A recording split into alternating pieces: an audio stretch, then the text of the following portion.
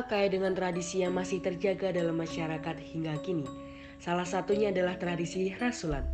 Rasulan merupakan tradisi dari nenek moyang terdahulu yang masih dilestarikan oleh masyarakat Gunung Kidul.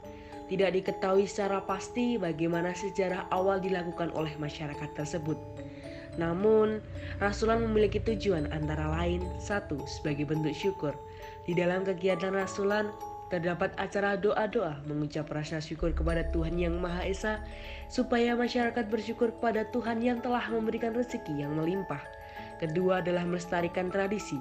Diharapkan dengan dilaksanakannya tradisi ini dapat mempertahankan tradisi yang ditinggalkan nenek moyang, sehingga tradisi ini tetap berjalan hingga anak cucu mereka. Ketiga adalah memperkokoh tali persaudaraan. Dalam kegiatan rasulan terdapat kegiatan gotong royong yang otomatis masyarakat saling bantu-membantu antara yang satu dengan yang lainnya, sehingga hal tersebut memperkokoh tali persaudaraan antar masyarakat. Tradisi ini diawali dengan mengisi keranjang yang terbuat dari anyaman janur oleh tetua adat. Keranjang ini disebut panjang ilang. Panjang ilang diisi oleh nasi gada, nasi uduk tempe bacem, bihun, oseng tempe, dan juga beberapa cemilan. Serta untuk hasil bumi diisi seperti pisang, kacang, ubi, dan lainnya. Pada zaman dahulu, panjang ilang merupakan bekal bagi prajurit keraton di medan peperangan. Setelah terisi penuh, panjang ilang tersebut diikat dan diberikan kepada juru kunci untuk langsung dibawa ke tempat sakral. Sesampainya di tempat sakral, panjang ilang akan digantungkan di salah satu titik pohon yang sudah ditentukan secara turun-temurun. Kemudian, juru kunci membakar dupa sebagai salah satu syarat dan mulai memanjatkan doa kepada Tuhan Yang Maha Kuasa. Tujuannya adalah meminta izin kepada leluhur karena warga akan melaksanakan sebuah tradisi rasulan. Ada berbagai penampilan, salah satunya adalah jadilan. Jadilan merupakan sebuah tradisi yang dikenal masyarakat luas dan juga dikenal seperti kuda lumping atau jiran kepang. Sebelum jadilan dimulai, biasanya diawali dengan membakar dupa, lalu memanjatkan doa kepada Tuhan Yang Maha Kuasa.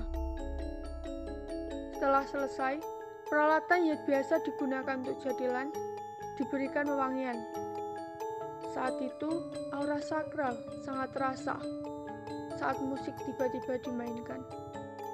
Inilah Indonesia, dengan berbagai adat dan budayanya yang sangat menarik, hingga harus kita jaga dan kita lestarikan.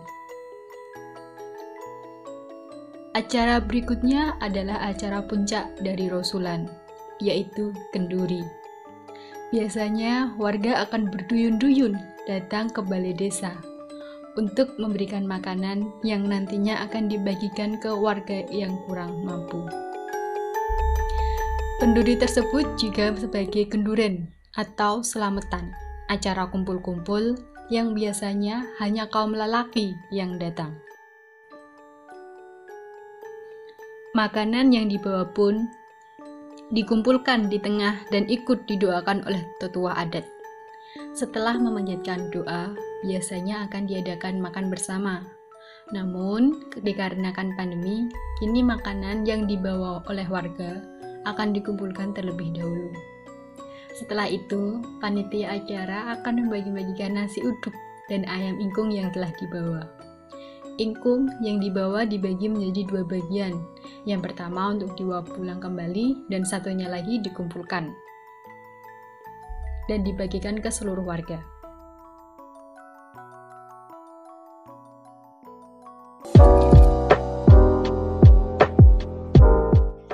Unsur ide sebagai tradisi pemujaan syukur mempererat tali persaudaraan antar manusia.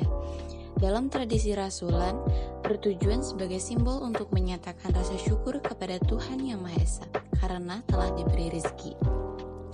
Kemudian, dari segi sosial, mempererat tali persaudaraan karena saling gotong royong dalam rangkaian acara tersebut. Unsur aktivitas.